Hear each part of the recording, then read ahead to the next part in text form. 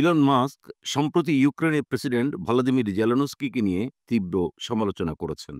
তিনি দাবি করেছেন, ইউক্রেনের জনগণ জেলেনস্কিকে ঘৃণা করেন এবং তিনি ব্যাপক ভোটে হেরে যাওয়ার আশঙ্কায় নির্বাচন বাতিল করেছেন। মাস্ক আরও বলেন, রাশিয়া যুক্তরাষ্ট্রের শান্তি আলোচনায় জেলেনস্কিকে বাদ দেওয়ার অধিকার ট্রাম্পের রয়েছে। ট্রাম্পের প্রশাসনে সক্রিয় ভূমিকা রাখা মাস্ক এক্সে পোস্ট দিয়ে জেলেনস্কির জনসমর্থন নিয়ে প্রশ্ন তোলেন এবং দাবি করেন, জেলেনস্কির পক্ষে প্রচারের জন্য এক্সের কমিউনিটি নোটস ফিচারের অপব্যবহার হচ্ছে। তিনি এ সমস্যার সমাধানের প্রতিশ্রুতি দেন। এর আগে জেলেনস্কি অভিযোগ করেছিলেন যে রাশিয়ার সঙ্গে যুক্তরাষ্ট্রের আলোচনা থেকে তাকে বাদ দেয়া হচ্ছে।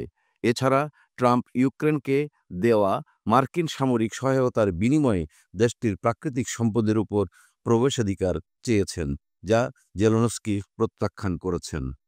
এর আগে জেলেনস্কি অভিযোগ করেছিলেন যে রাশিয়ার সঙ্গে যুক্তরাষ্ট্রের আলোচনা থেকে তাকে বাদ দেওয়া হচ্ছে।